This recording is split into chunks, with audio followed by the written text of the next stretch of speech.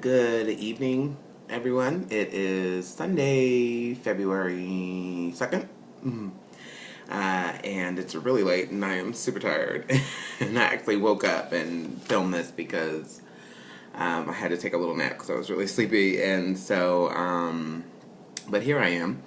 Excuse the garish white background. Normally I like to film in my room in the daytime because the sunlight is the best lighting and it comes in from my window.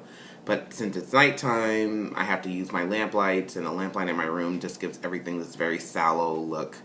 And so I decided to film in my dining room. And so this is my dining room wall, and it's really bare, but this ain't no Hollywood production, so we're just gonna keep it moving. Yep.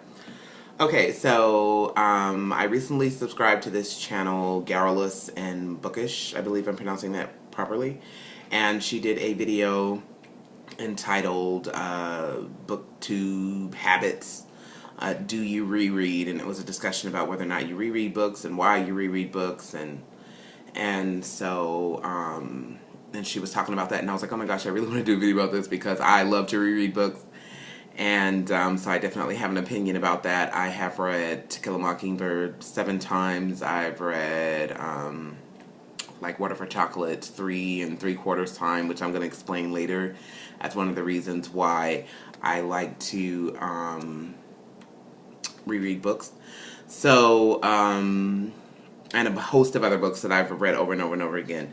And I'm one of those kinds of people that if I like a movie, I'll watch it all the time. If I like a show, I'll watch it all the time. I've seen every episode of The Office, and I still watch it all the time because I just love that show so much. So I'm just one of those kinds of people, if I really like something, I want to experience it over and over and over again. And so I love to reread books just for that reason, because I'm just one of those, I like knowing going into something that I'm going to have a good time. And so it's not every book that I read that I'll reread again. It's obviously my favorites, the ones that really speak to me.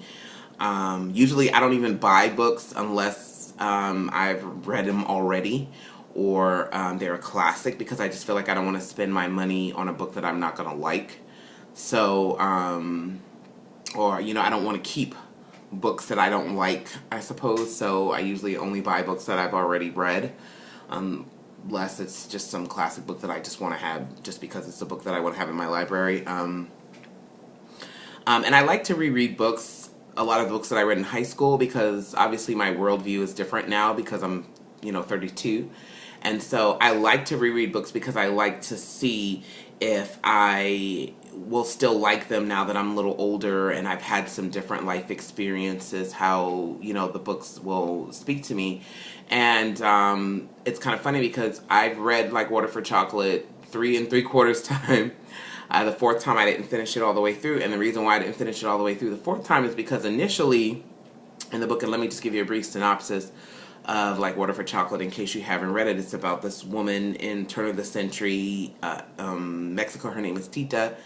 And she's the youngest of 3 daughters in this very old, respectable Mexican family that is just her mom and her 2 sisters and some ranch hands that live on the ranch that they live on. And a man from the village comes and asks for Tita's hand in marriage, and the mom, declines his offer because Tita is the youngest daughter, and the tradition in that family is the youngest daughter is supposed to take care of the mother until the mother passes away, and she cannot get married, have children, anything like that.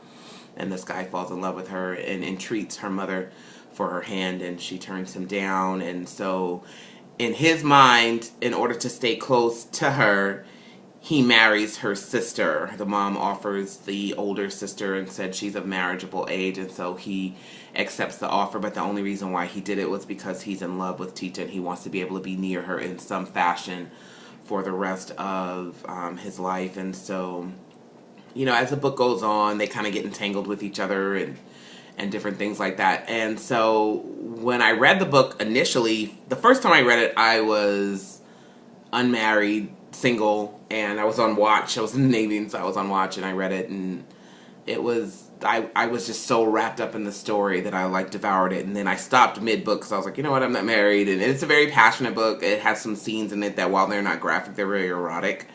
And I was just like, I should not be reading this. And so I closed the book, didn't finish reading it, and then after I got married, I went back and read it and loved it and read it several times. And initially, I was very, very wrapped up in the passion of the affair between Tita and Pedro, because it is a very passionate book.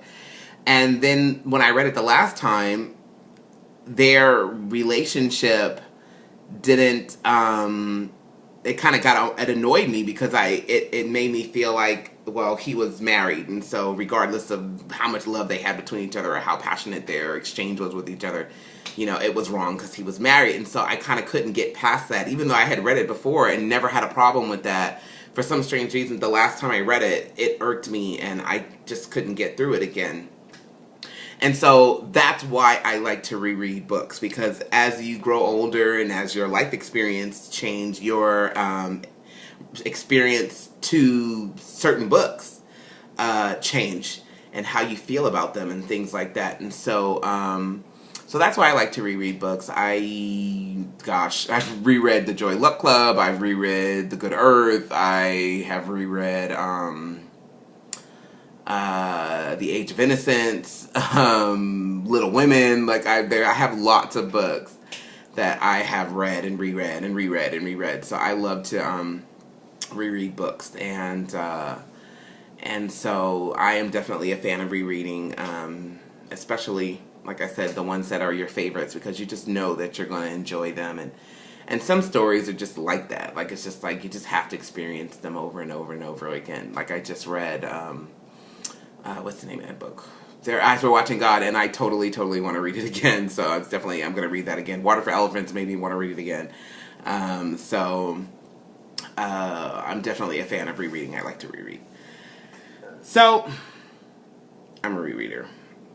Yeah, that's it. I think I said that. So anyways, there's my video. This booktuber rereads.